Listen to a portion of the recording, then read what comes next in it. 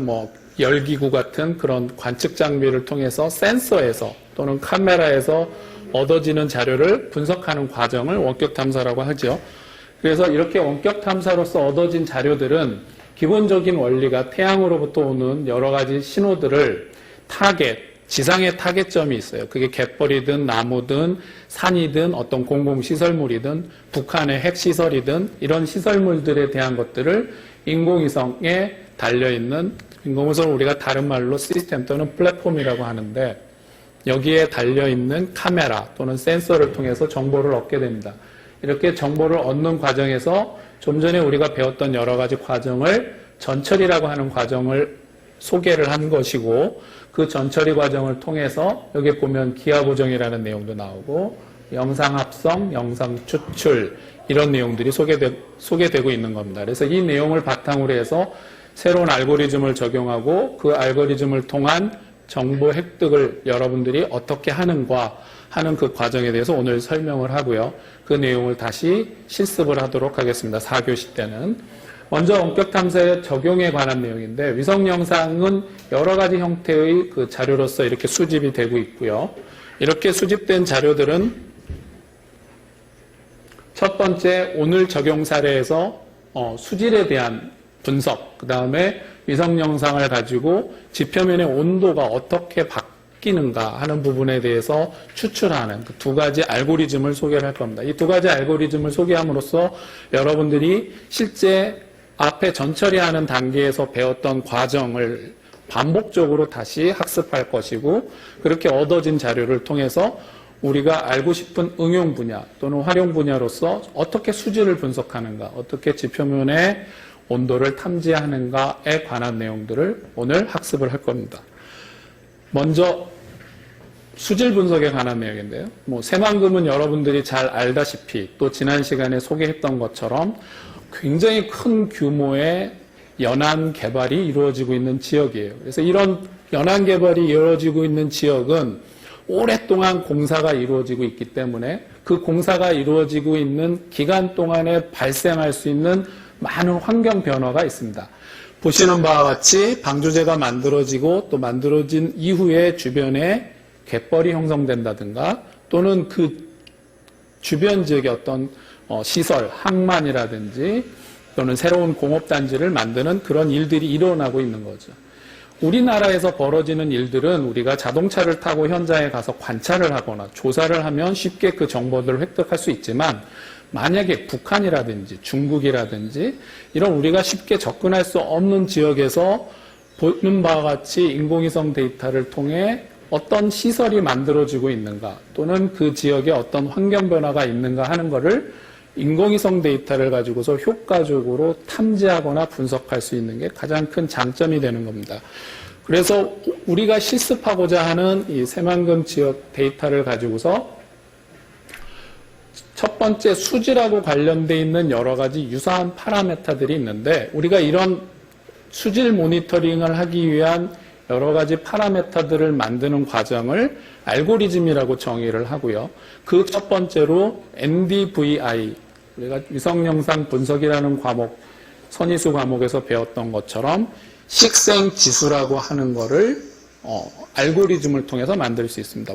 여기에 간단한 식이 있고 위에 랜셋 데이터에 TM이나 ETM 센서 또는 프랑스에서 쏘아 올린 스팟 위성의 위성 자료를 가지고서 NDVI, 식생지수를 만드는 알고리즘식, 그 다음 SST는 Sea Surface Temperature라고 해서 해수면의 온도 또는 지표면의 온도를 관측할 때 사용하는 알고리즘이 되겠습니다. 여기에 이렇게 관측식이 나와 있고요.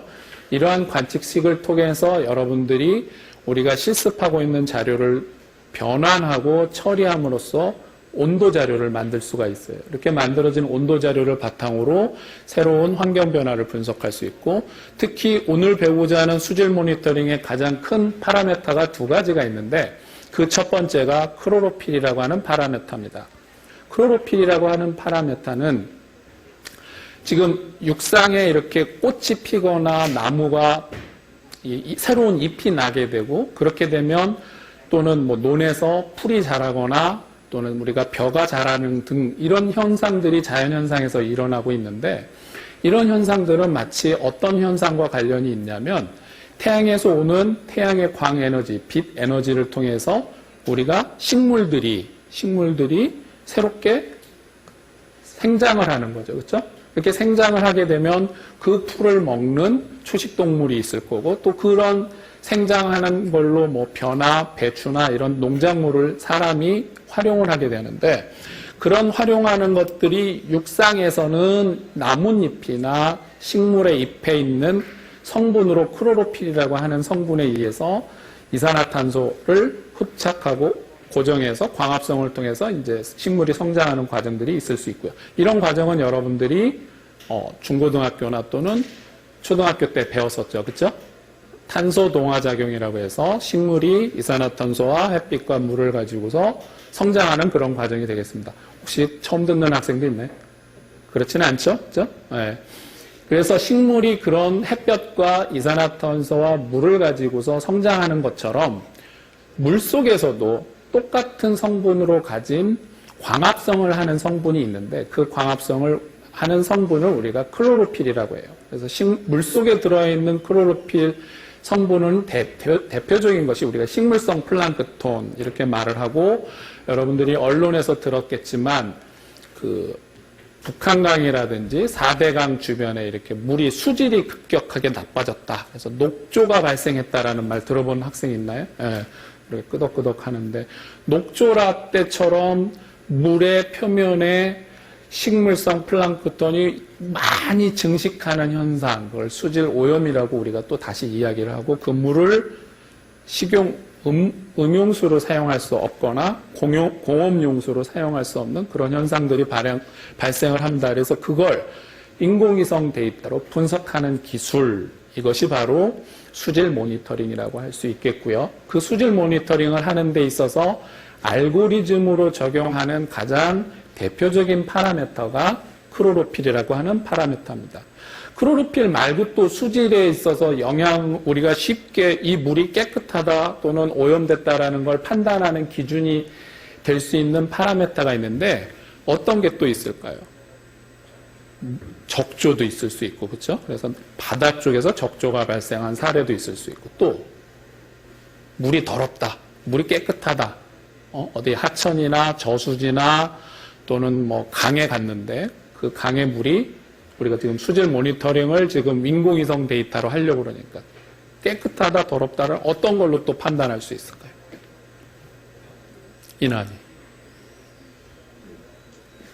냄새. 근데 우리는 인공위성에서는 냄새를 탐지할 수 없으니까 여러분들이 잘 알다시피 빛에 의해서 반사되는 신호로 우리가 만들 수 있는 게 RGB 컬러에 의한 색상 지도를 만들 수가 있는 거죠. 그렇죠? 그래서 밑에 마지막으로 제시하고 있는 Suspended Solid라고 하는 건 뭐냐면 비가 오면 토양에 있는 흙탕물이 막 이렇게 물이 맑을 때는 투명하잖아요. 그렇죠? 근데 흙탕물이 생기면 물의 색깔이 대부분 어떤 색깔로 변할까요? 탁한 색. 탁한 색을 대부분 우리가 물의 속에서 보면은 노란색 계열로 보여요. 그렇죠? 그래서 물의 색이 노란색 또는 황토색이라고 하는 색상으로 보이는 경우 우리가 눈으로 봤을 때 Suspended Solid, 즉 부유사라고 하는 게 물속에 많이 포함되어 있을 것이다 라고 추정을 합니다. 그렇게 추정한 거를 인공위성 데이터를 통해서 오른쪽에 보는 것처럼 랜셋 인공위성 데이터를 이용해서 Suspended Solid, 즉 부유사의 농도를 정량적으로 관측을 하는데 그때 디지털 넘버를 이용해서 오른쪽에 보는 것과 같은 이런 알고리즘식을 사용하게 돼 있어요. 오늘은 이론적인 백그라운드만 여러분들한테 소개하는데 구체적으로 그럼 여기에 디지털 넘버를 어떻게 쓰느냐, 여기 SST에 들어가는 그런 밴드 값들은 어떻게 설정하느냐 하는 거는 4교시 때 여러분들하고 같이 실습을 하면서 실제 데이터에서 적용하는 방법을 소개할 겁니다. 지금 소개하는 것처럼 수질 모니터링을 통해서 보는 바와 같이 앞에 알고리즘을 적용해서 여러분들이 지난주 6주차 수업 때 사용했던 랜셋 새만금 데이터 인공위성 자료에 RGB 영상하고 뭐 스팟 자료까지 포함을 해서 앞에서 소개한 알고리즘들, 즉 NDVI, 그다음에 SST 이런 등등의 결과물이 오른쪽에 지금 슬라이드에서 보이는 것처럼 색상으로 그 농도 값들을 표현한 거예요. 그래서 어느 쪽에 터비디티, 즉 탁도가 높으냐가 흙탕물이 많이 분포하느냐 하는 것들을 이렇게 위성으로부터 추출한 자료를 통해서 우리가 공간적으로 분포도를 만드는 겁니다. 이렇게 만드는 과정들이 앞에서 소개한 알고리즘을 통한 자료 처리를 통해서 이루어지게 되겠고요. 우리가 검증이 중요하다고 했어요. 왜 검증이 중요한가? 인공위성 데이터로 여러분들이 눈으로 우리 학교 운동장을 멀리서 바라보면 우리 학교 운동장이 녹색의 운동장인데 이게 천연잔디 운동장인지 인조잔디로 돼 있는 건지 아니면 그냥 아스콘, 그냥 녹색의 페인트를 칠해 놓은 건지 멀리서 보면 쉽게 구분할 수 있을까요? 없을까요? 구분할 수가 없어요. 실제로 비행기를 타거나 우리가 열기구를 타고 높은 곳에 올라가서 그러한 어떤 객체, 대상물을 살펴볼 때 혼동이 되는 요소들이 있다는 거예요. 그래서 위성 데이터를 통한 알고리즘을 적용을 해서 자료를 전처리하고 어떤 프로세스를 통해서 산출된 결과물이 얼마만큼 정확한가 또는 내가 처음에 가설로 얘는 아마 천연잔디인 학교 운동장일 것이다 아니면 얘는 인조잔디로 만들어진 운동장일 것이다 이렇게 본인이 가설을 세운 것을 실제로 맞는지 안 맞는지 검증을 하는 단계가 필요한데 그러한 검증을 오른쪽에 보이는 이런 실험 장비를 통해서 검증을 합니다.